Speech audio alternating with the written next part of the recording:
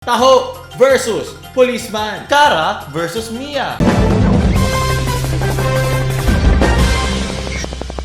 Kumusta niyo mga cancer? Ako nga pala si Mocha Frappuccino, nag-iisang legit fake news site host ng Pilipinas. So unang balitang ina, noong Sabado sa MRT, merong isang babaeng nagtapon ng tao sa isang police officer sa MRT station. Bakit ito ginawa? Hindi ba niya nagustuhan yung timpla ng magtataho? So, pwede magdala ng liquids kasi nga may ban nga sa tubig eh. Kung tubig nga isang necessity, pinagbabawal. Ganun ka-strict. Taho pa kaya? Isang luxury compared sa tubig kasi pwede ka mabuhay nung walang taho. Taho! Pero itong isang Chinese national na to, mas mainit pa ang ulo kaysa doon sa mismong taho na kanyang iniinom. At tinapon niya na facial si kuya. At kung titignan nyo dito, Nani? Nani daw. A face that paints 1,000 words. Diba, mukha pa lang niya. Kulong ibinabayad sa akin para pagtsagaan ko itong bullshit na to, ate. Pwede sa mga ipinagbabawal na site si kuya ngayon sa ginawa ni ate. Props kay Mr. Police Officer at hindi siya nagalit. Kasi yung ginawa ni ate, pwedeng siya talaga makulong dyan kasi that's authority. Hindi ka pwede mag-ano ng violence sa isang authority, diba? Kasi lalo na't pag ginagawa lang nila yung trabaho nila ng tama, sumusunod lang sa sinasabi ng kanilang mga higher ups, sa kanilang mga superiors, isa't kalahati kang tanga kung babastusin mo sila ng ganyan. So, panoorin natin ang pagkompronta ni Mr. Guillermo doon sa Chinese National. Cancer. I'm sorry. Why did you throw that soya to the policeman who is in you? Kung may soy boy, may soy girl! I just was all the man. Ano daw? I just was all the man. I just what? I just was all the man. Have you considered that they are just implementing these policies for your protection? Have you heard about incidents of bombing in any other place, like here in the Philippines? And we are implementing the security measures for your protection. And it was explained to you. It was explained to you by not just the security guard, but the police personnel.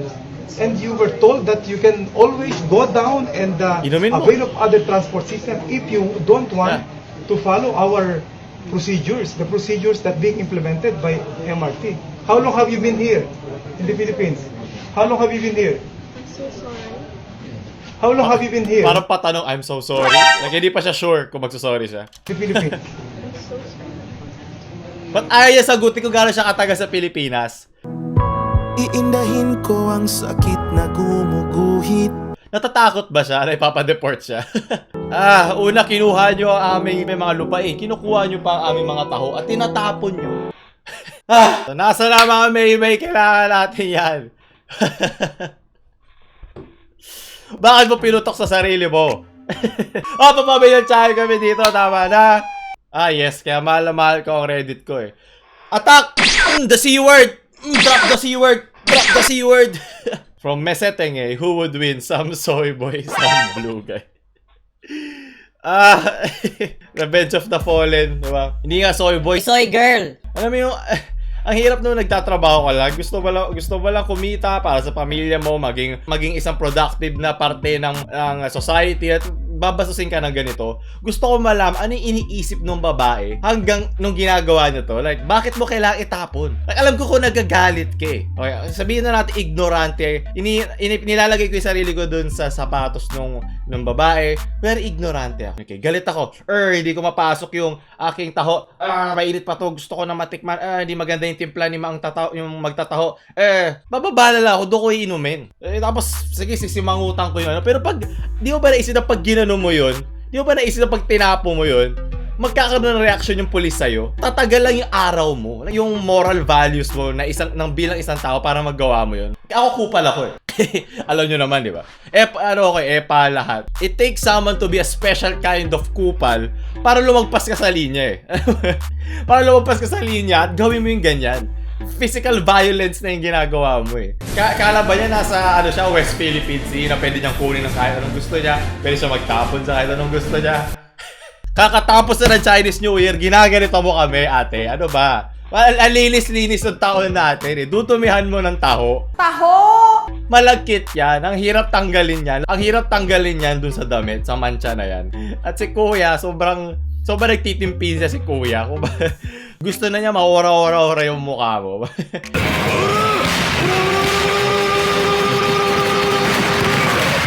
Pero di niya magawa kasi sa trabaho siya, hindi worth. Alam niya panalo na siya eh. Kumbaga, as of recording, nasa kulungan pa si ate, hindi pa alam kung anong gagawin sa kanya, kung papakainin ba siya ng tiko. Hindi ko alam, okay?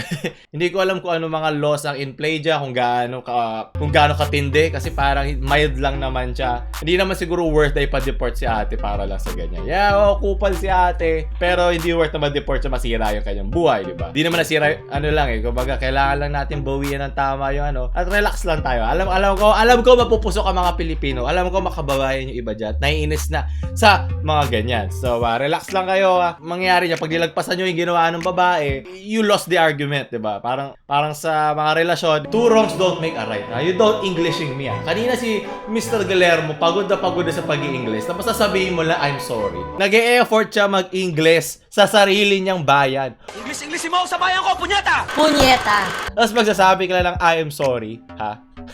Ano ka, politiko? Sorry lang, so okay na.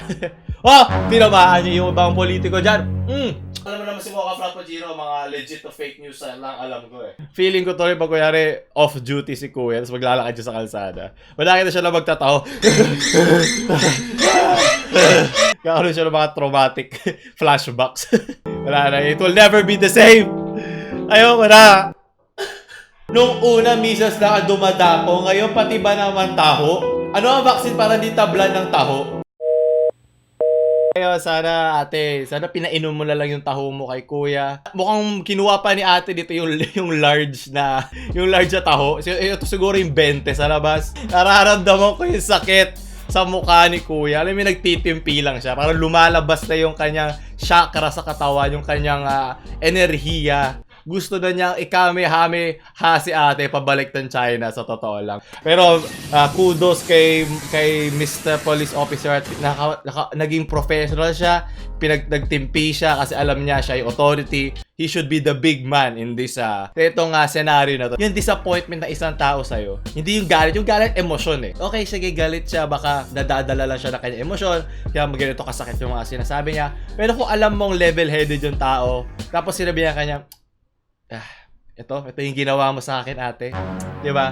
Mas masakit. Pero sana natuto si ate sa kanyang pagkakamali. Kasi kung ganyan, baka pagbabatuhin siya ng tigoy sa MRT or ng kung ano mga Chinese reference, diba? Pambawi lang. We will never know, diba? Dito sa balita kina kung saan source namin kinukuha dito. At lahat ng source na yun legit fake news. So, ikaw na bahala kung maniniwala ka. Magkaroon ka na sarili mong fact-checking. So, lahat na balita kina Taho! Balita, lumabas na ang Karamiya at dahil di ako nanonood sa TV, dito ko lang sa internet nakikita. So, panoorin natin. Yes!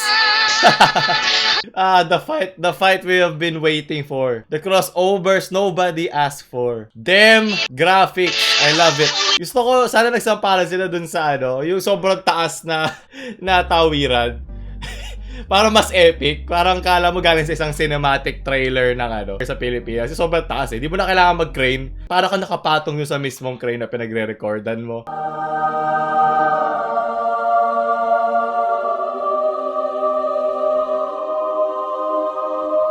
Pag ba ganyan, sino nagkokontrol sa kung kaninong kamay? Kailan niya malalaman? Kung gagalawin niya, pwede niya i-stop. Diba? Kung sampalin ka ni Kara o si Mia sampalin si Kara, magparating pa lang sa iyo yung kamay, kontrolado ba niya or sa kaliwa si Kara, sa kanan si Mia? Pati rin ba sa paa, gano'n? O di ibig sabihin, lagi sila nagte-teamwork kasi nakakalakad sila ng pareho eh. Kailangan one foot over the other, di ba? Kaya sana ma-cover nila to para mas maging realistic. Pag mas realistic mas ma-appreciate ng mga tao yun. May pagka-realistic in a way, di ba? May onting biology involved. Kahit onti lang, di naman kailangan in-depth. Bigyan mo naman ng onting something to hold on to. Gusto ko nung makakapitan. Para si Kuya kanina. Naligo na siya at lahat, malagkit pa rin siya. Ayaw na. So, doon tatapos natin Balitang Ina by Mocha Frappuccino. Nag-iisa legit fake news site host ng Pilipinas. Mocha Frappuccino, ouch.